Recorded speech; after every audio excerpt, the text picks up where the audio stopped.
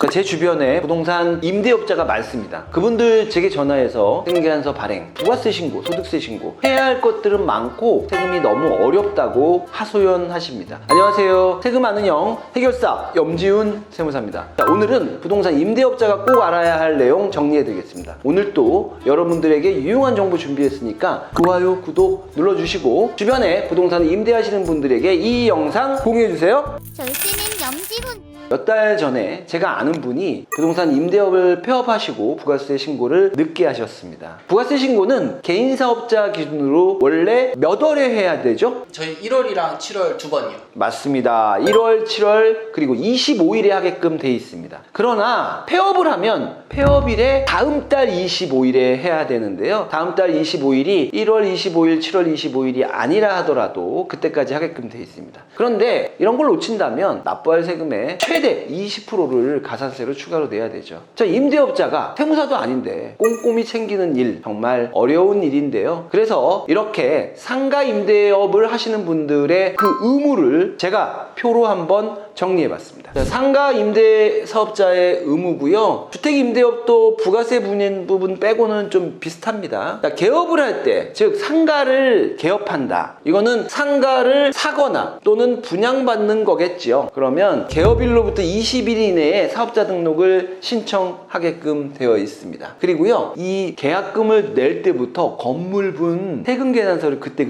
줘요. 그러면 이때 건물분 세금계산서를 받으면 그걸로 환급을 신청해야 되거든요. 이때 환급은 최대한 빨리 하면 다음 달 25일까지 신청할 수 있어요. 그때 필요한 건 건물분 세금계산서가 필요하죠. 근데 나는 안 받았는데 이제 이렇게 생각하실 수도 있는데 전자세금계산서라면 국세청 홈택스에 이렇게 이제 모아져 있을 겁니다. 자, 그리고요, 건물이 완공됐거나 건물이 취득을 완료했어요. 그러면 등기가 돼 있을 거고요. 그때부터는 매달 우리가 임대료가 들어올 거예요. 임대료가 들어오면 그 임대료를 받기로 한 그 달 그때 세금계산서를 발행해야 돼요. 세금계산서는 원칙적으로는 아무리 늦어도 다음 달 10일까지 발행하게끔 돼 있고요. 세금계산서를 발행하려면 공인인증서나 보안카드라는 게 있어야 됩니다. 그리고 나서 아까도 얘기했지만 부가세 신고를 1년에 2번 하는 게 원칙입니다. 그러면 1월 25일과 7월 25일 날 우리가 홈택스 또는 직접 가서 뭐 할 수도 있긴 하죠. 너무 번거로워서 그렇지. 그러면 그때 뭐가 필요하다? 내가 발행한 세금계산서, 내가 수취한 세금계산서가 필요합니다. 부가세 신고는 1년에 2번이고요. 소득세는 그 이듬해 5월까지 소득세 신고를 해야 되는데 임대소득만 하는 거 아니죠. 근로소득, 금융소득, 기타소득, 사업소득 이런 거 다 합해서 그 이듬해 5월까지 소득세 신고를 하게끔 돼 있고요. 이때 우리가 임대업만 따지자면 필요경비를 정확하게 알아야 돼요. 그러면 이 필요경비가 무엇이 되는 건지 체크해서 반영해서 소득세 신고를 5월 말까지 해야 합니다. 자, 그리고 계속 임대를 하다가 언젠가 폐업을 하겠죠. 폐업을 하면 일반적으로는요, 폐업하고 즉시 폐업 신고를 한다. 그리고 폐업을 하면 아까도 얘기했지만 다음 달 25일까지 부가가치세 신고를 해야 된다. 그리고 그거 신고는 세무서에서 할 수도 있고 홈택스에서 할 수도 있다. 자, 폐업을 하는 이유는 여러 가지일 거예요. 폐업을 할 때 내가 계속 임대를 하다가 나 더 이상 임대 안 할래, 이렇게 폐업을 하는 경우가 있는데 그때 부가세 신고를 할 때 그러면 그동안 환급받은 금액에 대해서 우리가 간주공급이라는 과세 문제가 있어. 간주공급 과세가 있을 수 있지 모르니까 신경 쓰셔야 되고요. 그리고 누구한테 파는 경우가 있죠. 이게 더 일반적인데 누구한테 판다면 양도세 신고를 해야 돼. 그리고 팔 때 포괄양도소가 아니면 또 세금계산서를 발행해야 되는 문제가 있는데요. 이 양도세 신고는 부가세하고 상관없이 우리가 소득세예요. 부동산을 팔면 양도세 내니까 양도일로부터 2개월 후 말일까지 양도세 신고를 해야 됩니다. 물론 양도계약서, 취득계약서가 필요하고요. 또 폐업의 원인이 증여일 수도 있어요. 내가 나이도 있고 하니까 우리 자녀한테 이거 증여해 줄까? 이렇게 되면 나는 폐업, 우리 자녀는 개업이죠. 그럴 때는 그 부동산, 그 상가를 증여받은 자녀가 증여세 신고를 하게끔 돼 있고요. 물론 취득세도 내야겠죠. 그래서 증여일로부터 3개월이 속하는 월의 말일까지 증여세 신고를 해야 됩니다. 그때는 증여 계약서가 필요할 겁니다. 근데 세무사님, 세금계산서 발행이라는 게 구체적으로 어떻게 하는 거예요? 이 세금계산서를 과거에는요 문방구에서 그 양식을 팔았어요. 근데 지금은 대부분 이제 전자세금계산서 인터넷에서 그냥 발행을 하죠. 그러면 그 전자세금계산서 말고 그냥 종이로 발급하면 그건 어떻게 되는 건가요? 그게 이제 모두가 다 괜찮은 게 아니에요. 그래서 어떠한 경우에는 종이세금계산서를 발행하지 말고 반드시 전자세금계산서를 발행해야 되는 분들이 있는데 제가 그거 정리해드리겠습니다. 현재 모든 법인과 직전 사업연도 수익금액 직전 매출액이 8천만 원이 넘으면요 개인이라 하더라도 반드시 종이세금계산서가 아닌 전자세금계산서 의무 발행 대상자로 되어 있습니다. 근데도 불구하고 굳이 또 종이세금계산서를 발행한다면 수익금액의 1%, 공급가액의 1%를 가산세로 내야 됩니다. 예를 들면 뭐 매출액이 1억이다. 근데 의무 발행인데 종이세금계산서를 발행한다. 가산세가 100만 원 정도가 되고요. 만약에 다음 달 10일까지 제가 하라고 그랬잖아요. 근데 요즘은 종이세금계산서가 아닌 전자세금계산서이기 때문에 늦게 하게 되면 늦게 했다는 게 티가 확 나요. 그래서 이것도 가산세가 1%고요. 세금계산서를 원래는 아무리 늦어도 가세기간 내에 발행해야 되는데 다른 가세기간에 발행한다. 그러면 이제 그걸 미발행이라고 그러는데 이때는 또 가산세가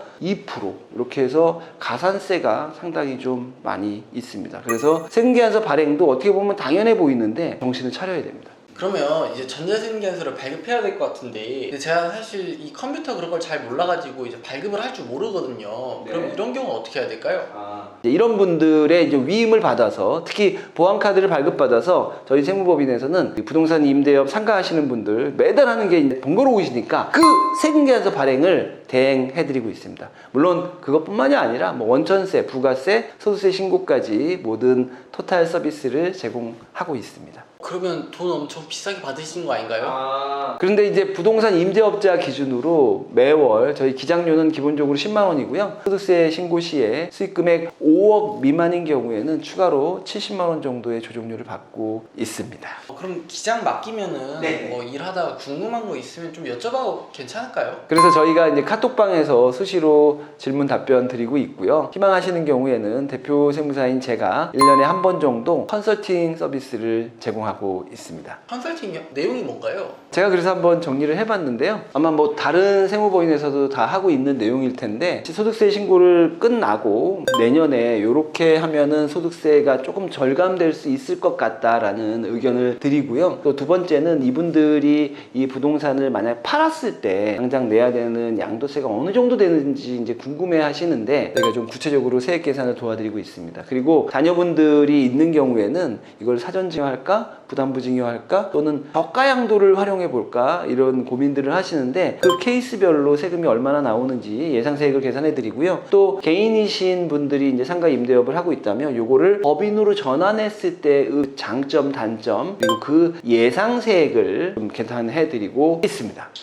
그러면 제가 아는 친구의 할아버지가 네네. 제 친구한테 그 10억짜리 건물을 증여할까 고민하고 계시던데 그런 분이 한번 컨설팅 받으면 좋겠네요. 그렇죠. 그런 경우에는요, 그분이 다른 재산이 무엇이 있는지, 그리고 그분의 가족 관계, 그리고 그 건물이나 부동산의 가액 상승의 흐름을 좀 보고요, 시나리오별로 세액 계산을 구체적으로 실제로 해보는 게 좋을 것 같습니다. 그러면 세무사님 연락처 한번 드려도 괜찮을까요? 그러면 좋죠. 제 연락처 지금 화면에 띄워놓을 테니까요. 연락 또 문자나 전화 주시면 좋겠습니다. 절세는 염지훈.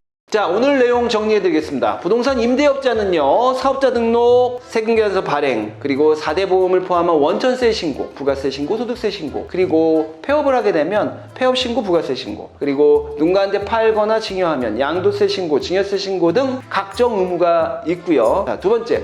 세금계산서 전자발행 의무 대상자입니다. 모든 법인 사업자와 직전 연도 매출액 8천만 원 이상인 자는 전자세금계산서를 발행하지 않으면 가산세가 있고요. 공인인증서 또는 보안카드를 발급받아서 발행이 가능합니다. 저희 세무법인 대행 서비스는 부동산 임대업자의 각종 의무를 대행해드리고요. 카톡방을 통해서 수시로 소통하고 1년에 한 번 이상의 컨설팅 서비스를 제공해 드리겠습니다. 자, 부동산 임대업을 하시는 구독자님들, 오늘 영상에서는요, 부동산 임대업자가 시작부터 그래서 끝까지 놓쳐서는 안 될 각종 의무를 설명해 드렸습니다. 특히 전자세금계산서의 의무 발행 대상자의 금액 규모가 점점 낮아지고 있기 때문에 전자세금계산서 발행 잘 챙기셔야 됩니다. 그리고 내가 가지고 있는 부동산의 양도, 증여, 상속도 미리미리 고민하는 게 우리 집안 전체의 세금을 아끼는 좋은 방법이 될 수 있습니다. 지금까지 세금하는 형 해결사 염지훈 세무사였습니다. 감사합니다.